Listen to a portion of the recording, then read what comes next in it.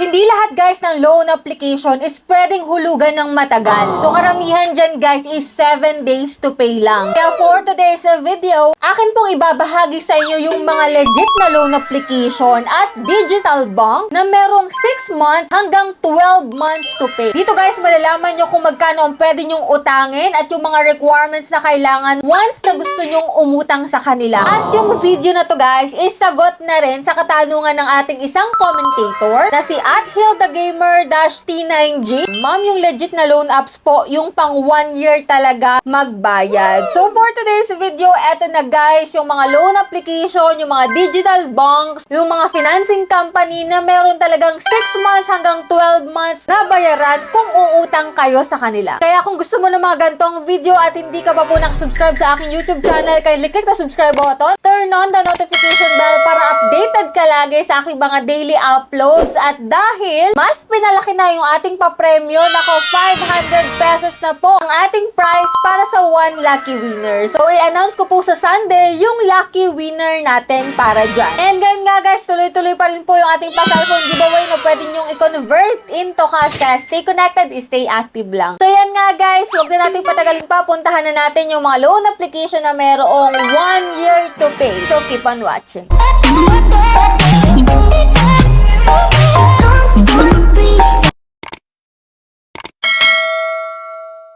Before tayo mag-start guys, syempre disclaimer, hindi po sponsor tong video natin at syempre ito po ay hindi ko pinopromote sa inyo na utangan nyo kaagad-agad without knowing kung okay ba para sa inyo yung terms. So number 1 po sa listahan natin, ito si Bilis. Installment application po ito. Yes, hindi mo kailangan magbayad ng buo sa kanya kasi siya po ay installment. Meaning, hahati-hatiin, depende sa terms na pipiliin mo yung mauutang mo dito guys. Ang pwede mo pong mautang dito if ever na first timer ka, ko lang from minimum 2,000 pesos up to 50,000 pesos. Siyempre, ang repayment nga dito, kababaan po is 3 months hanggang 12 months. Yes, 1 year to pay, guys. Kaya kung may account ka kay Bilis, alagaan mo po yan kasi laking tulong talaga kapag meron ng offer sa'yo si Bilis. So, ano bang kailangan kay Bilis, guys? Kung ikaw ay may proof of billing, may payslip ka, siyempre, valid ID, active mobile number, nako, makakautang ka dito kay Bilis. Perfect talaga ito si Bilis kung gusto mo yung hulugan talaga at hindi biglaan ng bayad. Number 2 sa list natin, syempre, isa rin to talaga sa mga legit na mga loan application na pwede nyo talagang utangan is si GCash. Kasi meron po siyang tatlong borrower services which is si GCredit, GGives, at si GLoan. Dito guys, ang loan naman is from 1,000 pesos to 125,000 pesos. So as of now guys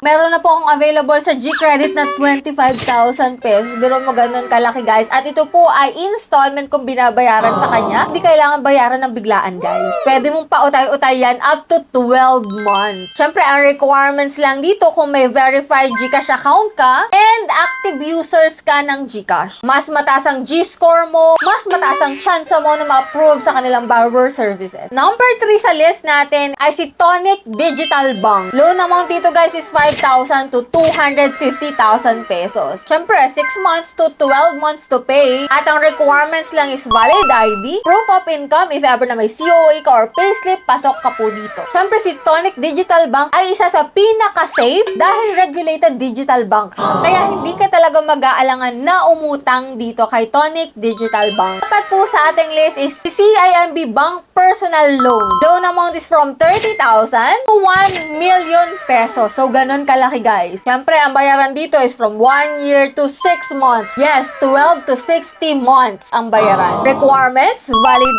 ID, proof of income, at syempre dapat may stable job ka. Kasi hindi ka naman papautangin ng malaki kung wala kang trabaho, guys. Ito talagang si CIMB Bank Personal Loan ay best option kung gusto mo ng mas malaking loan at mas mahaba ang bayaran. Number 5 sa list natin ay si Home Credit. Yes, loan amount is from 3,000 pesos up to 150,000 pesos. At syempre, 6 months to 12 months, minsan pa nga is nagiging 24 months. Valid ID lang ang kailangan, proof of income or proof of billing, pwede ka nang makautang dito guys. Ito namang si Home Credit guys is good for gadget or emergency cash. Pang-anim sa list natin is si Acom Financing Company. Loan amount is 10,000 to 500,000 pesos. 6 to 12 months to pay. Requirement is valid ID, proof of income, and billing address. Kung meron kang mga yan, nako, pwede kang makautang dito kay Acom. Itong si Acom is mas formal pero talagang legit ha. At mas mataas ang pinapautang. Ayan guys, yung ating 6 na loan application na talagang legit, na gusto nyo is pang 1 year to pay talaga. Hindi na kayo mangangamba kasi safe at talagang proven and tested na rin talaga. Merong mga loan application naman dyan na talagang 7 days to 30 days lang, pero legit pa rin guys. Pero lagi ko nga po sinasabi sa inyo, kapag po wala tayong inaasang pambayad, mas maigi nang wag na tayong mangutang kasi mas lalo tayong malulubog sa utang. Lalo na yung mga 7 days na loan application, kung wala tayong inaasahang pambayad within our due date, nako, mas lalaki yung interest dyan, mas madadagdagan ng penalty fee, kaya mas lalong lalaki yung babayaran natin at unti-unti tayong lulubog talaga sa pagkakautang. Kaya kung wala tayong inaasang pambayad, nako, piliin natin yung mga loan application or digital banks na merong 6 months to 12 months to pay kasi sila yung mga nagpapautang talaga ng mga installment, may mahabang bayaran, at syempre, sigurado ka na safe ka dito, walang harassment. And that's it for today. Kung kayo ay may mga listahan pa dyan ng mga 1 year to pay na loan application or digital bank or financing company, ilista nyo po dyan sa comment section para at least maisama natin sa list natin sa part 2 ng ating video. And that's it for today. Sa mga hindi pa dyan nakasubscribe sa aking YouTube channel, kindly click the subscribe button, turn on the notification bell, and be updated sa aking mga latest uploads. So bye-bye na muna for now guys. See you on my next video.